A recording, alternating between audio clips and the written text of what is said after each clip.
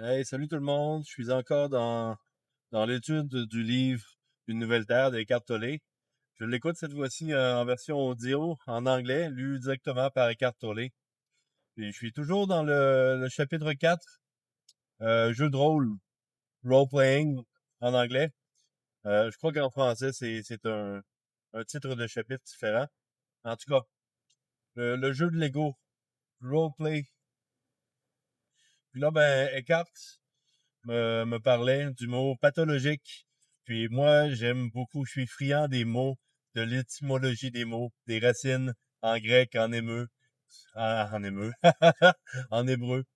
Parfois, ça m'arrive d'aller voir les traductions en sanskrit, puis c'est quoi le mot dans d'autres langues. Alors immédiatement, quand j'ai entendu Eckhart Tolle me dire que pathologique, la racine du mot en grec est pathos, qui veut dire souffrance, ben immédiatement, je suis allé investiguer, tu sais. J'ai demandé à Oraya, ma version personnalisée de mon chat GPT que j'ai entraîné, de faire une étude complète du mot pathologique, de ses racines, pathos.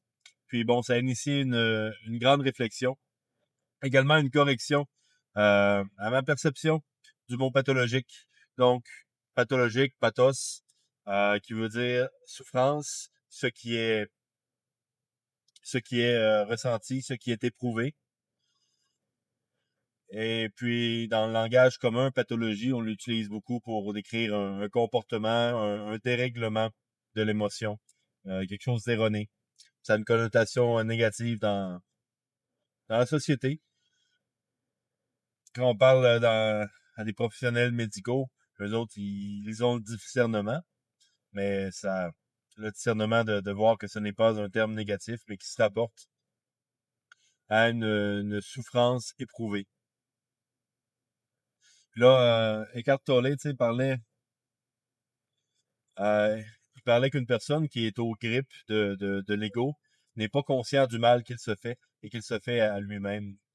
Puis là, pendant que j'écoutais ce sous-chapitre-là, ben là, je réfléchissais à ma définition de pathologique, ce que je croyais que c'était.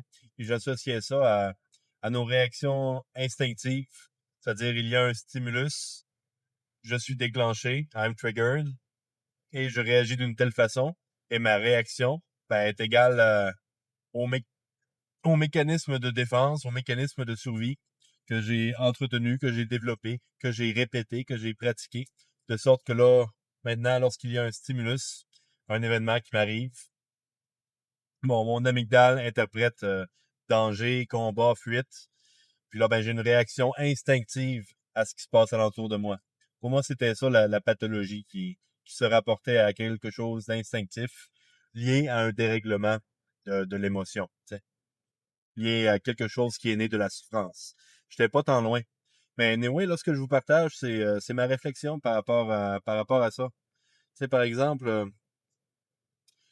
moi, bien jeune, j'ai développé de jouer avec...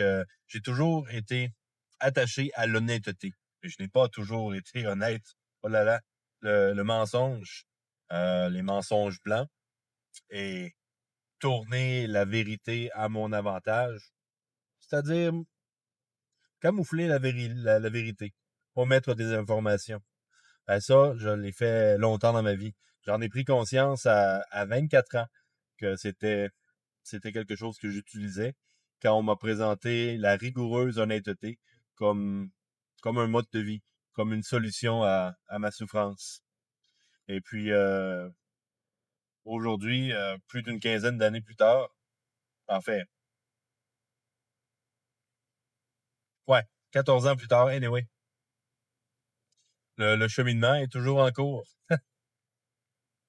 Par exemple, euh, il y a encore une déficience reliée à la blessure du rejet, à la blessure d'abandon, qui fait que lorsque je fais une phrase, puis je vois un sourcil qui se lève ou un sourcil qui se renfrogne ou un regard qui se plisse, immédiatement, instinctuellement, il va y avoir une pensée que encore parfois ça m'arrive pas d'attraper avant qu'elle se transmette en parole, qui va me mener à agir de sorte que ma réputation, l'image que les autres ont de moi, n'est pas affectée. Puis, le mécanisme inconscient, par exemple, quand j'ai faim, quand je suis fatigué, quand je suis irrité, quand ça fait longtemps que je n'ai pas ce que je veux, tu sais, à ma, à ma conception de ce dont j'ai besoin, ben là, je suis plus susceptible de ne pas attraper ces pensées et qu'elles sortent en parole. Donc, là, je tombe dans l'inconscient, puis c'est l'automatisme qui prend le dessus. Donc, là, j'ai dit quelque chose qui au moment de le dire, c'était authentique, c'était la vérité. Mais là, je perçois que ça a dérangé quelqu'un.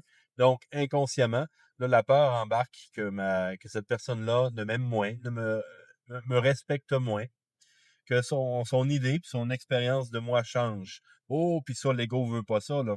L'ego veut pas ça. Donc là, il y a une certaine panique. Mais pour régler la panique, il y a longtemps, ben, le cerveau a trouvé ces stratégies-là qu'il a répétées assez souvent de fois pour que ça devienne des automatismes. Donc là, je vais revenir sur ce que j'ai dit. Peut-être est-ce que je l'ai mal exprimé. Puis là, ben, je vais m'entendre dire ah non, je l'ai mal dit, je me suis mal exprimé. Ce que je voulais dire, c'est, puis là, je vais reformuler, mais là, je vais reformuler avec des calculs mentaux, là. Calcul mental de qui est cette personne. Là, il va y avoir des calculs quantiques dans ma tête, des recherches dans mes archives de mémoire. C'est quoi les blessures de cette personne-là? Qu'est-ce que j'ai dit qui a pu la blesser, la déranger? Comment est-ce que je peux le formuler pour circonventer, en tout cas, contourner ses propres peurs, déficiences, tout ça, afin qu'ils prennent bien mon message. Puis là, je remonte quelques années en arrière, là, où c'était quelques années, plusieurs années en arrière, où c'était impératif que la perception d'une personne qui se soucie de moi et dont je me soucie ne change pas. Donc, c'était impératif que je ne dérange pas. Donc, il fallait que je règle la situation. Là, si ça marchait pas, reformuler. Là, tabarouette, là, je tombais dans le mensonge. Là, je me mentais à moi-même comme quoi ce que j'avais dit, mettons que j'avais mis une limite, j'avais dit quelque chose qui me dérangeait. Mais là, je me mentais à moi-même comme quoi ça me dérangeait pas tant que ça. Puis j'étais en mesure de vivre avec. Tout ça pour préserver la relation qui, dans le passé, ces relations-là n'étaient pas nécessairement saines de toute manière, tu sais. Ce qui était pas sain, c'était ma relation avec moi-même. Donc, c'est ça. Pour moi, pathologie, c'était en lien avec les choses que je répétais de manière instinctive lorsqu'il y avait un stimulus. Je me souviens plus c'est qui a dit ça.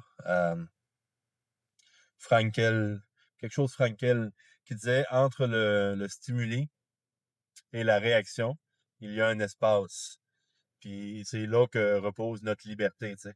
Faire un pas de recul. Il y avait Scott Peck avec le chemin le moins fréquenté qui m'avait appris à mettre mes besoins ou ce que je percevais comme besoin, mes émotions, entre parenthèses. Moi, j'ai développé mon propre langage intérieur de mettre ça dans le tiroir, mettre des pièces de casse-tête dans le tiroir jusqu'à ce que j'aie une nouvelle pièce de casse-tête pour assembler l'image. Puis là, ben, je pouvais l'assembler, tu sais. J'avais une approche très méthodique, intellectuelle, cartésienne de, de, de la réalité. Et donc, c'est ça. Faire un pas de recul, vérifier mes perceptions, poser une question quand je suis choqué, développer le réflexe quand je suis choqué, d'investiguer avant de réagir. Puis ça, ben c'est, je m'en allais encore dire, c'est une nouvelle pathologie. Hey, j'étais vraiment erroné dans ma définition de pathologie. Développer un nouveau réflexe. C'est Aristote qui disait nous devenons ce que nous répétons. Puis mes mécanismes de survie, je suis devenu à un certain moment mes mécanismes de survie. Puis là, dans le rétablissement, dans le rétablissement de la dominance, l'esclavage à l'ego, ben, nous répétons petit à petit, un pas à la fois, une nouvelle pratique saine à la fois jusqu'à ce qu'elle soit intégrée, ben, de nouveaux réflexes, de nouvelles réactions instinctives. Dans le cas qui est propice à ce que je viens de dire, qui est cohérent, pertinent, tabarouette, j'aime ça, des longs mots qui font du sens. C'est la mise entre parenthèses quand quelque chose me choque. Le pas de recul, vérifier mes perceptions. Un tel mécanisme instinctif réactionnel devient pathologique seulement lorsqu'il vient à me nuire et nuire à, à d'autres. C'est toujours issu de la souffrance, mais selon la définition moderne, l'emploi qu'on en fait dans la société, ce n'est pathologique que lorsque ça nuit.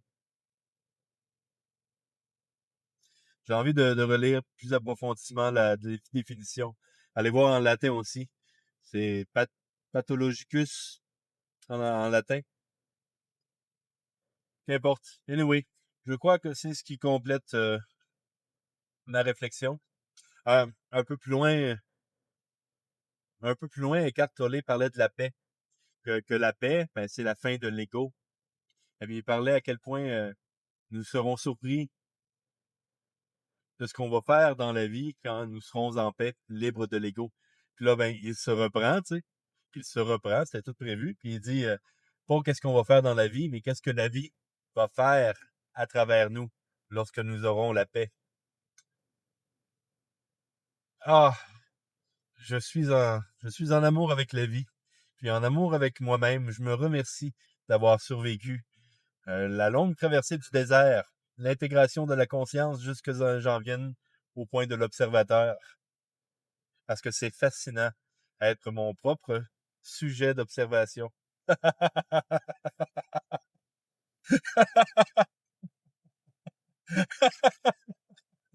Là, je pense, tabarouette, vous me voyez dire des belles choses, là, j'ai peut-être l'air sage pis tout, mais mes amis proches connaissent les déclencheurs qui font que je retourne dans l'inconscient et que l'ego, ben, reprend le contrôle de qui je suis. Et que je suis en réaction instinctive et pour aujourd'hui, ou du moins dernièrement, je me suis observé après coup en rétroactive sortir du moment présent, être en réaction, être aux prises dans les griffes de l'ego. Fascinant que l'épanouissement personnel. Je nous souhaite à tous une magnifique journée. À la prochaine.